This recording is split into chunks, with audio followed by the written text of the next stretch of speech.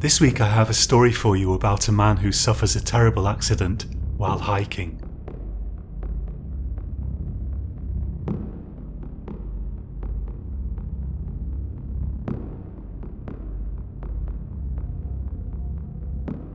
Oscar and I had known each other since school. He had been my closest friend since we were 7 years old.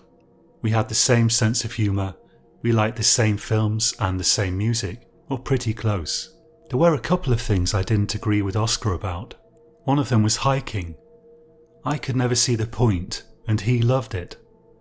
The other thing was, well, it's going to require a bit of explanation. At the time, the famous trillionaire Aurelius Sky was developing brain chips that he said would effectively make people superhuman, conferring incredible powers of memory and calculation, or even the ability to connect to the internet without any external computer. The chips could be injected directly into the brain near the ear, and tens of thousands of people had already been implanted with the chips, albeit with somewhat mixed results. Oscar was very positive about the whole idea. To my mind, it was a character flaw of his that he could never see the downside to any technological innovation. He was the same with every dubious scientific advance, every new medicine, every new agricultural chemical, every new use of artificial intelligence. No matter what it was, if it was claimed as a scientific advance, he was in favour of it. I never wanted to be an activist. The way it started was, I had a blog where I wrote down my thoughts about new scientific developments. I came out firmly against brain chips, considering them dangerous and insufficiently tested, and it happened that exactly when I needed a job, the Rampling Foundation offered me one. All I really had to do was carry on pointing out the dangers of brain implants. Of course I jumped at the chance. Who wouldn't? It turned out that I was quite good at drawing attention to the matter. Aurelius Sky came to regard me, a relative nobody, as his arch nemesis. That was how much I got under his skin. Day after day, year after year, I wrote about his failures. The implants that turned septic, the barbaric animal experiments, the wives who felt they'd lost their husbands to a brain chip. Sky countered with a propaganda campaign showcasing paralysed people for whom his chips had restored some movement. He paid hundreds of obnoxious internet influencers to get implanted and rave about their enhanced brains on social media, although that didn't always pan out as he intended. Actually, one of them died, and another ended up permanently leaking pus from a hole above her ear. You can imagine the topic was an area of dispute between Oscar and I, although our debates never became bitter. You know, you're really just a neo-Luddite, he used to say to me with a smile. Why don't you get brain chipped yourself if you think the idea is so great, I used to reply. Knowing full well that he'd never dare take the risk. Oscar was no idiot. Perhaps I will, he'd say, when they've been tested more and the bugs ironed out. The truth is, I believe Oscar quite enjoyed hanging around with a person of my notoriety. Even aside from our long-standing friendship, in a funny sort of a way, knowing Sky's greatest detractor was almost like knowing Sky himself. We were sitting in a cafe drinking stupidly expensive coffee with Oscar's wife Sophia when Oscar first mentioned the Waldsteig Trail to me. It's 120 miles through the foothills of the Alps, he said excitedly. It begins near Salzburg and ascends nearly 2,000 metres. The views are spectacular. I'm not interested, I said. It sounds awful. Just think about it, he said. We could do it in 10 days, so we'd have plenty of time to relax and enjoy the sights. It'd be an experience you'd remember for the rest of your life. That's what I'm afraid of, I said. You should do it, said Sophia. You both spend too much time in front of computer screens. Why don't you go with him, I said. I can't, she said. Work's so busy at the moment, I wish I could. You liar, I said, and she laughed.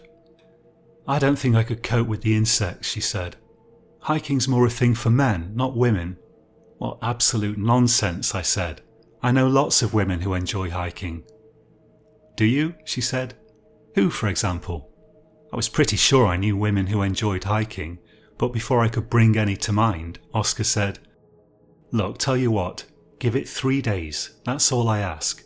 If you don't absolutely love it, we'll cut it short, check into a hotel, and come straight back. In the end, I caved in. I figured I could stand 2 days in a tent, then the third day I'd insist on a hotel. Oscar really got into the preparations. He was so excited about the whole idea that I sort of got swept up in it a bit. We bought all the latest and lightest equipment. I even bought my own super lightweight tent. There's no way I'm sleeping in a tent with your feet, I said to him. Plus, it'll be useful when civilization breaks down. We bought tiny foldable camping stoves that screwed onto gas bottles, ultralight inflatable sleeping mats, and microfiber jackets. By the time we'd finished, I almost felt like I'd have to get into hiking after all, if only to justify the expense. Perhaps, as Oscar claimed, the views and the sense of accomplishment would make it all worthwhile. It was a grey, rainy day when we arrived in Salzburg, but the weather forecast for the following week was very good. Salzburg turned out to be a quite fascinating little town, although fairly packed with tourists. It was surrounded by hills and cliffs, and in the centre were many old buildings and steep cobbled roads.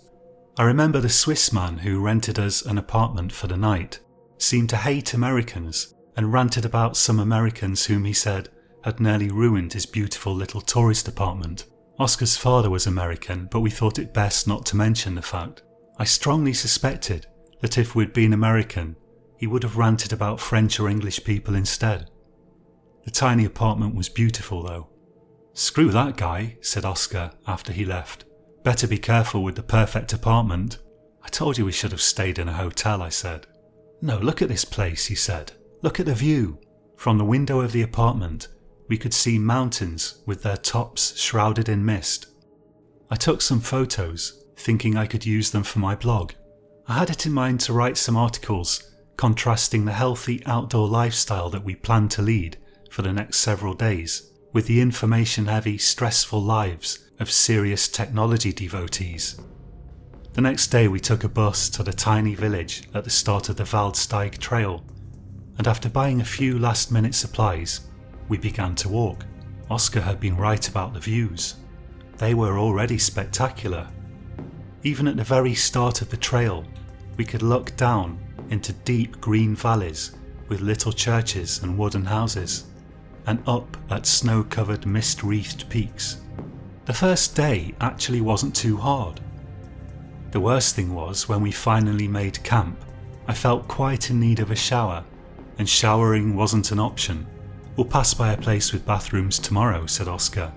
You're never actually all that far from civilization out here.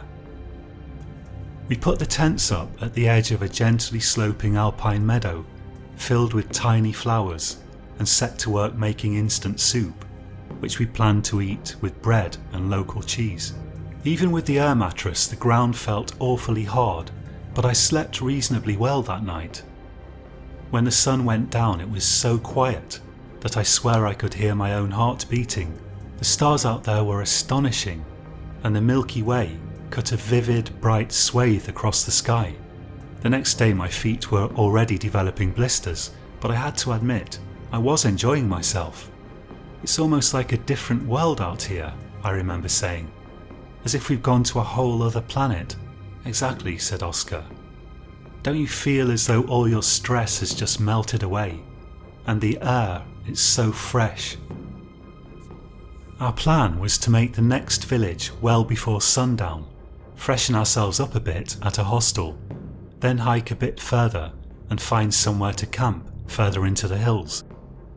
We were slowly climbing higher and higher into the Alps. It was around noon, and we were already talking about stopping for lunch when we came upon a rocky outcrop with an incredible view of the path we'd just trodden. Oscar said he was going to scramble down a sort of gully or crevasse between the rocks, so he could get a good photo. and about 30 seconds after he'd disappeared, I heard a dreadful scream. My heart began to pound, and I hoped fervently he was just messing around. Still, there was something about that scream that had sounded a little too real. I took off my backpack and made my way quickly into the gully. At the end there was a steep drop of perhaps 20 meters, and at the foot of the drop was Oscar lying on his back, apparently dead. It took me almost an hour to figure out a way to get down there. The entire time I was quite certain he must be dead. On the way down I phoned emergency services and they had me obtain the coordinates of our location with my phone and then told me to stay on the line, but the signal was bad and I got cut off. I concentrated on getting to Oscar as swiftly as possible. When I finally reached him, he was still breathing by some miracle, but I could see he was very badly hurt. The pupils of his eyes were horribly dilated, and there was a huge amount of blood on the rocks underneath his head. He was completely unresponsive. The mountain rescue people arrived in a helicopter only half an hour later. Apparently it was very fortunate for us that the accident had happened where it did, and that I'd been able to get a phone signal. They parcelled Oscar up onto a stretcher, carefully protecting his head, and flew us both to a hospital. The first thing I did when we got there was to phone Sophia, and she got on the next flight. Oscar had sustained serious brain damage. They told Sophia the chances of him waking up again were slim, and if he did wake up, he would most likely be a vegetable. I think they actually used the word vegetative. They made up a bed for Sophia at the hospital, and I checked into a hotel. They put Oscar into a medically induced coma. I remember them showing us scans of his brain with large dark areas where his brain was apparently turning necrotic. 3 days after the accident, they had to operate on his brain, removing almost half of it. It was the only way they could save his life. They had to cut out the decaying tissue. Oscar's parents flew over. They were in a terrible state. Oscar was their only child. His father was pale, rather uncommunicative, but he was at pains to make it clear that he didn't blame me in any way for what had happened. Oscar's mother mostly just cried.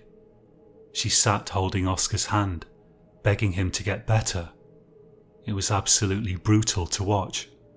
3 weeks later, they reduced the coma-inducing medication. Astonishingly, Oscar was able to breathe for himself, but he was completely unresponsive. The breathing is automatic unconscious, the doctor told us. He has no conscious awareness. Sophia kept talking to him, reading to him, even singing, but Oscar showed not the slightest sign of any reaction. The doctors began to talk about moving him back to England. It was then that Aurelius Sky entered the picture. His people were apparently actively looking for cases like Oscar's because they thought their technology could be helpful. I didn't get to meet the supposedly great man himself, but Sophia explained to me what he had told her. The part of Oscar's brain that they removed contained centres responsible for memory and logic, she said. Sky thinks those parts of Oscar's brain can be replaced by digital technology. If it works, Oscar might regain consciousness. He might be almost normal again. I had to watch my words carefully. I wanted to tell her I thought the idea ridiculous. I wanted to say that Sky was just looking for human guinea pigs so he could gather more data about his brain chips. Sky was like a vulture circling the desert looking for things that were busy dying. The problem was, Sky had Sophia and Oscar's parents more than half convinced. What was I supposed to say? It sounds promising, I said. After all, I thought, Oscar's prospects weren't good the way things were. If there was even the faintest chance that Sky's neural implants could help him, then maybe they were worth trying. I know you've got some issues with his work, said Sophia, But if this is our only hope for getting Oscar back, we've got to take a chance on it. I looked into her tired eyes, bloodshot from crying, but filled with a desperate hope. My issues with Sky have to do with him experimenting on healthy people, I said. I never anticipated anything like this. The truth was, I was thinking that if that had been me, lying there in the hospital bed, I hoped people would have just pulled out the IV and let me die. There was no way I was going to say that to Sophia. Sky arranged to fly Oscar to Cambridge, where apparently there was some kind of research hospital that had the equipment his team needed. He paid for hotels for all of us, Sophia, Oscar's parents, and even me. He paid all our expenses. Part of me did begin to think I'd misjudged him. On the other hand, all that was peanuts to him. He wanted what was left of Oscar for his experiments, and he was getting it cheap. 6 weeks after the accident, Sky's team operated. They showed us the results on a brain scan afterwards. They had literally replaced half of Oscar's brain with electronics. A week later, they woke him up. I wasn't allowed to be there, but Sophia gave me the news. "He's awake and he's talking," she said, and she burst into tears and hugged me. "He's back, Josh. Oscar's back." Her tears were dripping onto my neck. I had a very ominous feeling about the whole thing. She didn't know half the stuff I knew, and it was way too late to get into it at that point. "That's wonderful," I said. "I can't believe it." 2 weeks later, they judged Oscar well enough to receive visitors that weren't close family. I was ushered into a room where Oscar sat in a bed, in the middle of a nest of tubes and wires. "Hello, Oscar," I said. His eyes moved to lock onto mine, and something about the way they suddenly focused sent a shiver down my spine. He smiled. "Josh," he said, "bet you thought you'd got rid of me." I laughed. "Same sense of humour then," I said.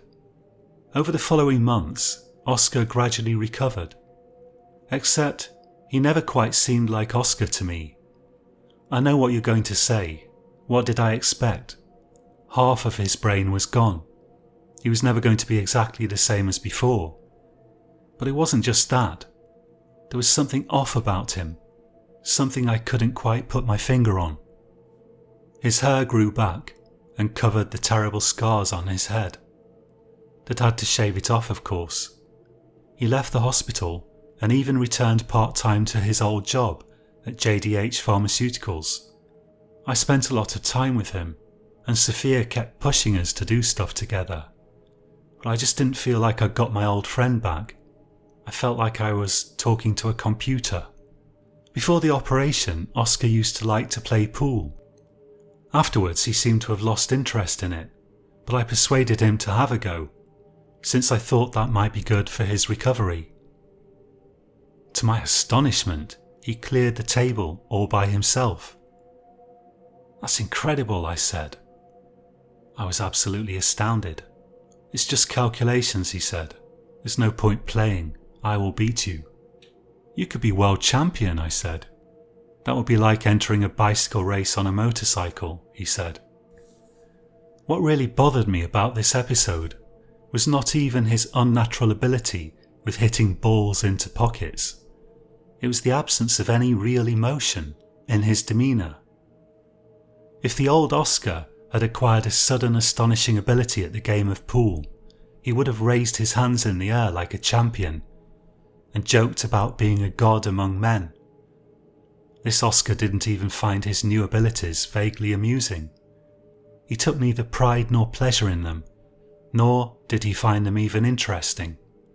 Another time we were around a mutual friend, Al, and Al happened to wonder out loud how many £5 notes you'd need to paper all the walls in the bar. The bar we were in happened to have a small section of wall where foreign banknotes had been used as wallpaper. 38,528, said Oscar. I had no way of knowing if he was right or wrong, but the frightening thing was he said this in the same tone of voice that he'd use if you asked him the time. For that matter, if you did ask him the time, he'd tell you without using a watch or a phone, and it'd be correct. I began to spend less and less time with him, because spending time with Oscar just wasn't any fun anymore. Eventually, Sophia had a go at me about it when I turned down an invitation of hers to go to a barbecue with them at the house of a mutual friend. I claimed I was busy, but somehow she wheedled the truth out of me, that I just didn't feel like spending another evening around Oscar. "Do you think it's easy, what he's been through?" she said. "He's lost half his brain. Of course he's not going to be exactly the same as he was before. Do you think it's easy for me? Do you ever think about anyone apart from yourself, Josh? You need to give him a chance, give him time, get to know the new Oscar." I knew she was right. I did feel guilty. I wasn't the only person who was having trouble stomaching new Oscar. I remember one of our friends hissing at me, "Don't leave me alone with him," once when we were out in the town and I proposed to nip into a shop by myself. God only knows what life was like for Sophia. The question that was on my mind all the time was, is this new Oscar really Oscar at all? Or am I now dealing with a machine that just looks like Oscar? Except I never quite dared to admit it to myself that this was what I was wondering. Instead, I only dared to ask myself how much this new Oscar really represented a continuity with the old Oscar, who had once been my closest friend. I had some contacts on account of my job, and I decided to consult a professor from Oxford by the name of Hoffman. I met him at his house. Hoffman was one of the few people in the whole field who I really trusted. He was a philosopher, specializing in cybernetics, and although he was optimistic about the potential of the field, he was also known for his calls for greater regulation, oversight, and transparency. We sat down in his study, which was lined with the most amazing collection of old books I've ever seen in the hands of a single individual. It seemed as though there was hardly a language that Hoffman didn't speak, and hardly an abstruse topic that didn't interest him. All of this seemed particularly impressive, considering Hoffman was scarcely more than 50 years of age. He was clean-shaven and spoke with a soft German accent.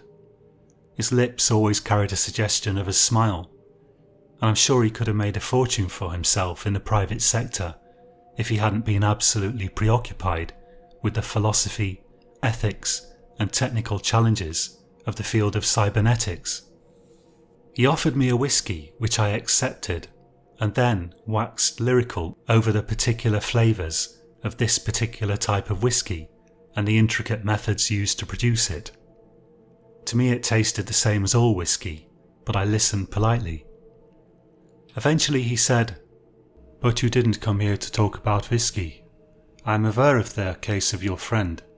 Tell me, what ails you?" "The thing is," I said, "half of Oscar's brain was replaced with electronics. Half of it. Since then, he doesn't seem the same. I realise he's had a massive traumatic brain injury, and we're lucky he's with us at all. It's just, I don't know, it's as if something essential is missing from him." "Half of his brain has been replaced," Hoffman repeated. "You're wondering, which is he, a human or a computer?" I felt an enormous sense of relief at the topic suddenly being out in the open, in its starkest form. "Yes," I said, "exactly that. It depends which part of the brain has been replaced," he said. "In your friend's case, I'm told a large portion of the amygdala and quite a lot of the insular cortex were replaced with digital systems." "What does that actually mean?" I said. "What is it that makes us human?" said Hoffman. "Why are we different to a computer or an engine?" "It's not that we can think. A computer can think. No, it's that we can feel. These parts of the brain are intimately associated with emotional processing. A lot depends on how much was replaced and whether he's fully using the remaining parts of his emotional brain centers. Can't the new electronic parts take over emotional processing from the old parts? I asked. No, he said flatly. Digital systems do what they do for purely mechanical reasons. They add numbers, they multiply, they subtract. They move bits from one register to another. There's no place for feeling or will in that. The human brain is a far more complicated system. It's a physical entity, yes, but it's a mistake to think that we are what we see of our brains. That would be like mistaking a drawing you've made of yourself for your actual self. What we see of the brain is what our minds construct. There are far deeper levels to our consciousness. I pondered his words. The truth is I couldn't make much sense of them. Finally I said to him, "You're telling me the new electronic parts of his brain are incapable of emotion, and only the remaining parts of his own brain can truly be human?" He laughed. "You could put it like that," he said. "In fact, it's a pretty good way of putting it." I left Hoffman's house just as unsettled as I'd been when I entered it. His words seemed to me to confirm at least the possibility of my worst fear, that Oscar was no longer human in any normal sense, but was now simply a machine, pretending to be human. On the other hand, everything Hoffman had said was only his opinion. Other philosophers and scientists disagreed. Some believed that a digital computer could indeed become conscious and could learn to feel emotion like a human being. A year after the accident, I found myself watching a film with Oscar and Sophia at their house.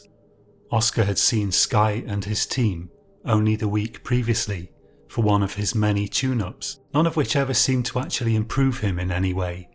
But of course Sky had to ensure Oscar's implants continued to function smoothly.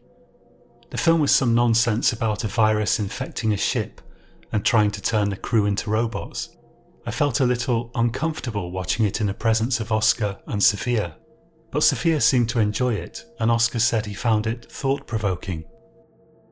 "Josh, I have a proposition for you," said Oscar after the film ended. I was surprised.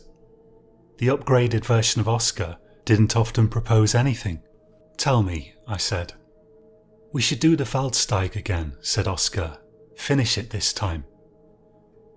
"You've got to be kidding me," I said. "You barely survived the last time we tried it." "That was just a silly accident," he said. "It won't happen again.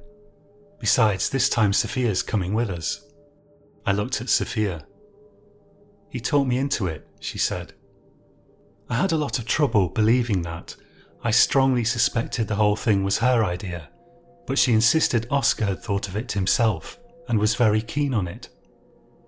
"Look, I'll think about it," I said, after a bit of discussion. When I was leaving later on, Sophia buttonholed me on the way out. "Josh," she whispered, "I really need you to come with us on this hike. Oscar needs it. He still has nightmares about the accident. He needs to face his fears." "Was it really his idea?" I asked, "or your idea? Because I don't know if getting back on the horse really applies to this situation. We have no idea what went wrong a year ago." "Yes, it was really his idea," she hissed. "He needs this, Josh. I need it. Do this for us and I'll never ask you for anything else again." What could I do? Going on that hike again with the pair of them was about as appealing as root canal work, to be perfectly honest, but I couldn't say no. If there was a chance it might help Oscar, I had to do it. He would have done the same for me. I was completely sure of that.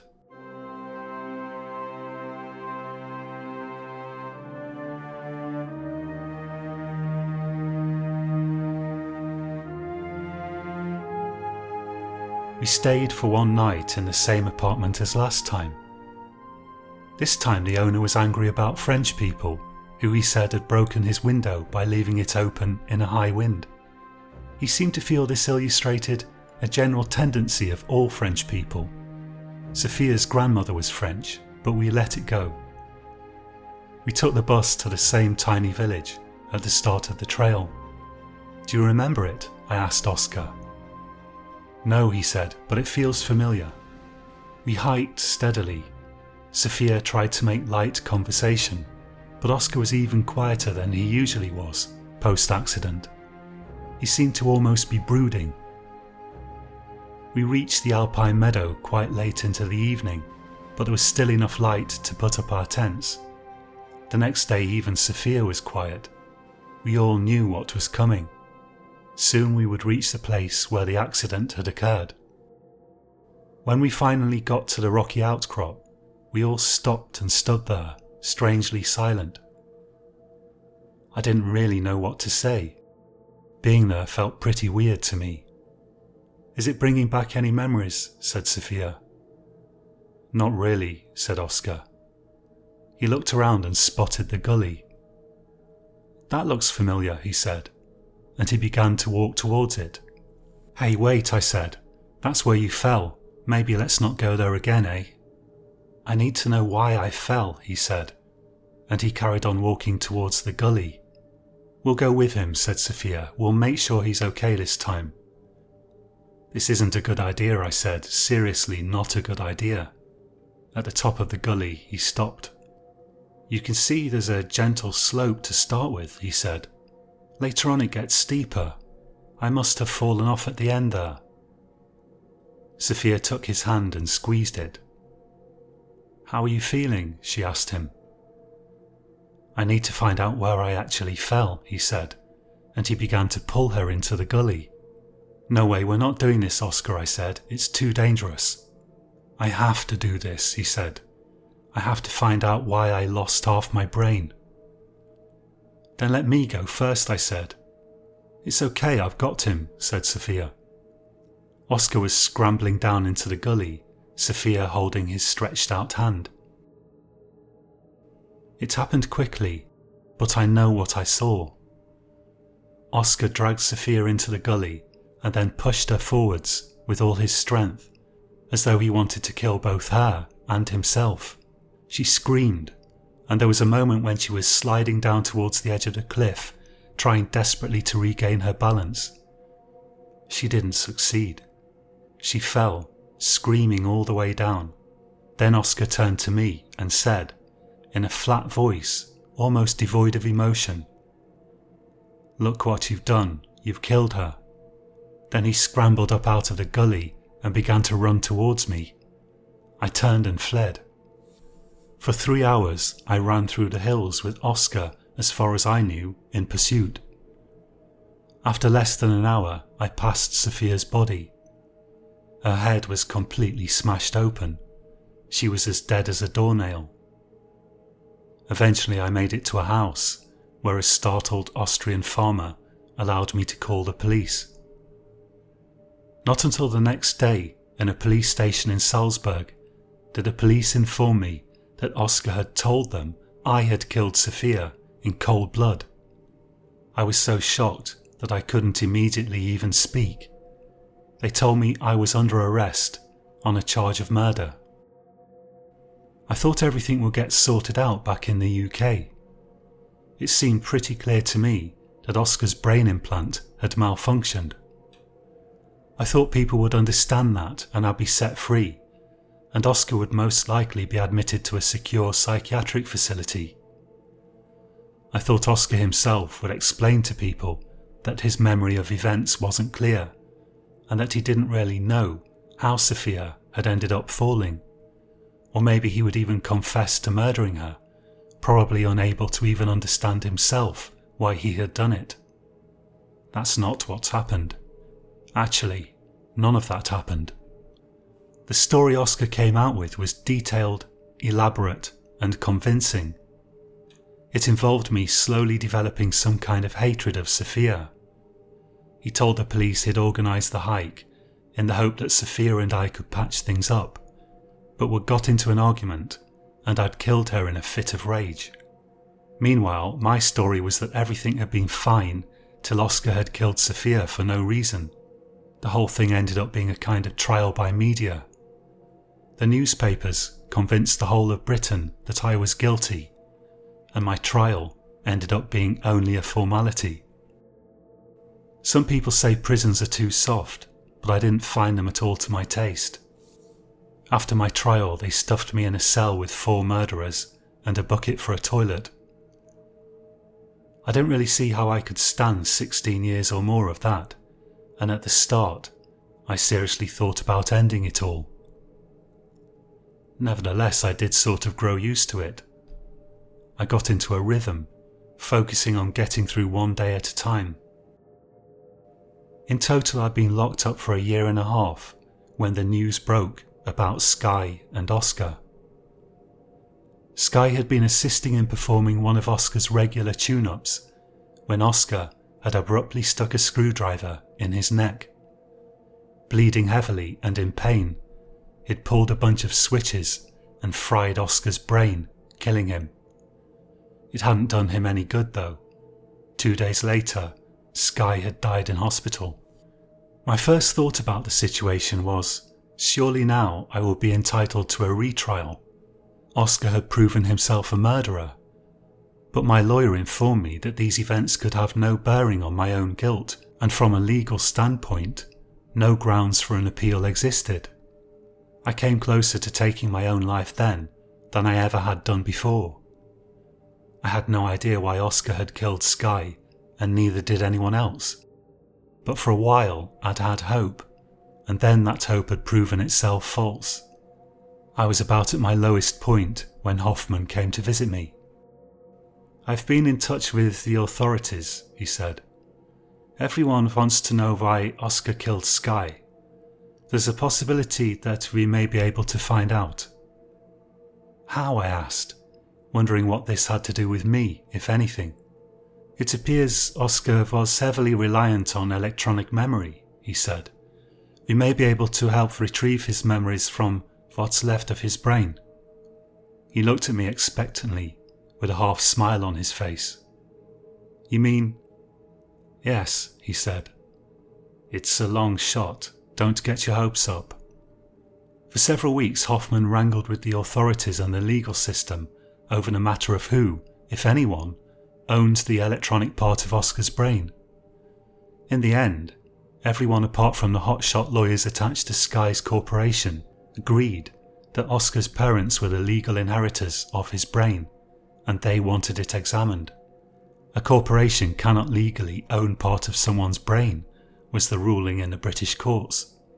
Whatever was in Oscar's head, and no matter how valuable, it had been the legal property of Oscar while he was alive, and now ownership transferred to his next of kin.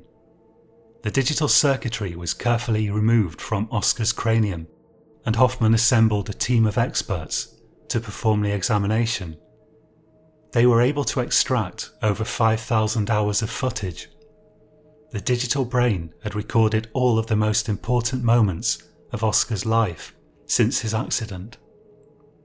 They found the footage of him murdering Sophia, and they found something even more startling. Dozens of uploads into Oscar's brain, skillfully programming him to have whatever view of events Sky had wanted him to have. "You must have been a real thorn in his side," said Hoffman as we walked by the river together 2 days after my release. "He really went to a lot of trouble to frame you. He completely convinced Oscar that you'd killed Sophia." "I still don't understand why Oscar turned on him," I said, watching my breath turn to mist in the cold air with a certain inexpressible delight. "Officially, we can't know," said Hoffman. "Unofficially?" I asked. "To me, the data is clear," he said. "Sky had to make repeated uploads to keep Oscar on track. Every time Oscar started on a train of thought that might contradict Sky's desired version of events, Sky's team had to provide some plausible distraction for Oscar to contemplate, something that played into Sky's narrative. Your friend Sky programmed Oscar to kill Sophia and blamed the whole thing on you. But what he didn't foresee was that Oscar's brain, the part that wasn't digital, would continually struggle to get to the truth. I believe at the moment when Oscar killed Sky, he understood the truth nevertheless. Killing Sky was the only way the vestiges of his brain could stop the madness."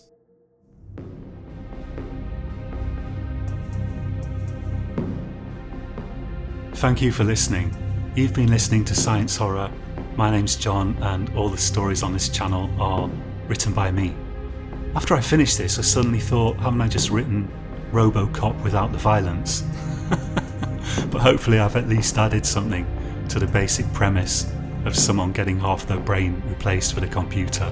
By the way, my character Aurelius Sky isn't supposed to be Elon Musk in this story. I actually really appreciate Elon Musk's firm stance on freedom of speech.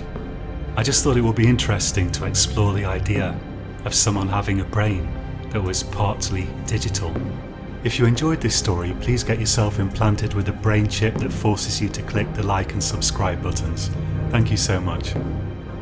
Next week I have a story for you about some people living on a small island who sign up to a pharmaceutical trial, which turns out to be a mistake. Thanks for all your wonderful comments, much appreciated. Have a good week, and until next week, sleep well.